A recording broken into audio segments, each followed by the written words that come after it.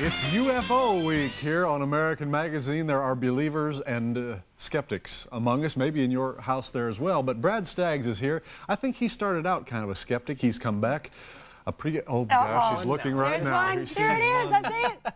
How you doing today? Is that how it started with you? Were you kind of iffy on again, this? when I came into this whole thing to do this series, I said, UFOs. Sure. Getting into it, you just really, when you start to dig, there is a lot of digging to do. You can dig yourself a big hole because there's a lot of information out there on UFOs, and it's so many, there are so many other areas to cover as well. There are things happening in England in the grain fields, which we will see here in just a minute. There are people being, well, there are stories of abductions. There are so many aspects to the UFO phenomenon. And a lot of them are like, they're matching up, aren't they? They are. They're seeing the same things in England that they're seeing here. Yeah, there are a lot of true. stories, and a lot of stories are the same with people in different cities. The things that they're seeing are matching up.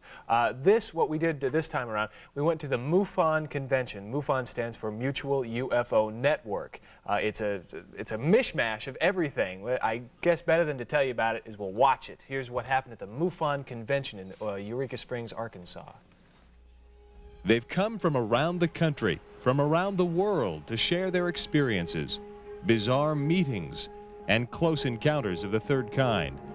Oh sure, you'll find the usual t-shirts, crystals, and other items these sort of get-togethers invite, but mostly you'll find honest, true-life stories from honest people, like Mildred Higgins, who describes an encounter she had over 40 years ago. Like that. So as this object hovered above us, I mean, it traveled and then stopped and hovered, I stood there and I got a message. Do you want to hear about that? Well, sure.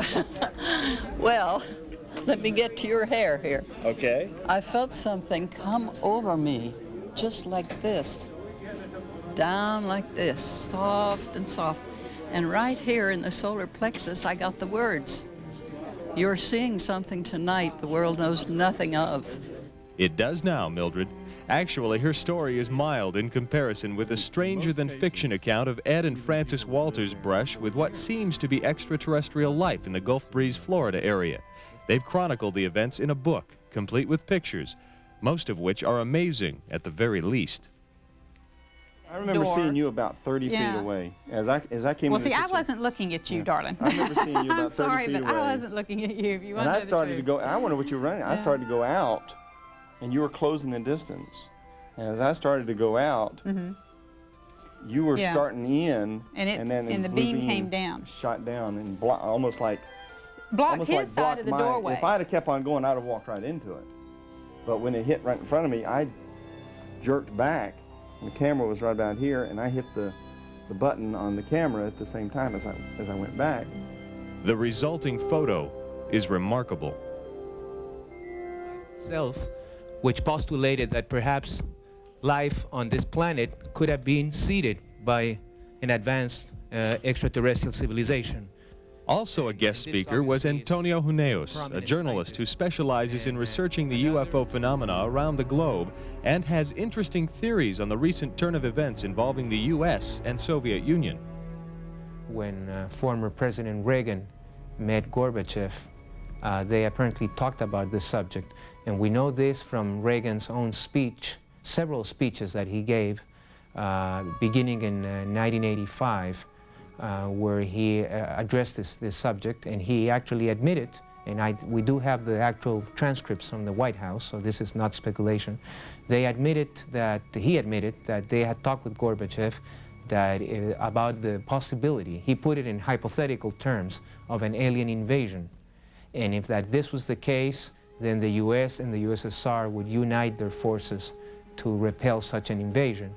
British author Timothy Good brought along his thoroughly documented book on what he says is the worldwide government UFO cover-up. On their own admission, the National Security Agency and the CIA and the Defense Intelligence Agency and the United States Air Force Intelligence Branch and many other intelligence agencies are withholding probably thousands of documents on UFOs in the interests of national security, and it is a fact that many of those documents are classified above top secret. Another intriguing area of discussion at the conference was the ongoing discovery of the mysterious circles in Britain's grain fields. We're getting these huge circles, well, circles of varying sizes in the crops, mainly in wheat fields and barley fields and other crops as well. They appear almost always at night, and it's very, very rare that anything is ever seen. And we're not just talking about plain circles, we're talking about great formations of circles. 5 circles, 6 circles, big ringed circles, circles with double rings. Close observation of the circles yields a strange discovery.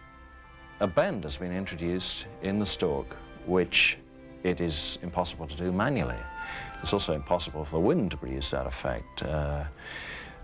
What is actually acting on the plant is something we can't say. It appears that some energy field, whether that's electromagnetic energy or whether it's some other kind of energy, we're not sure, has acted on those plants, producing a very specific geometric pattern. There were other fantastic revelations this year at the annual event, including newspaper editor Carrie Baker's description of the mysterious goings-on in Fife, Alabama. She reported a large, silent craft hovering at treetop level close to her home. We'll see more of that tomorrow.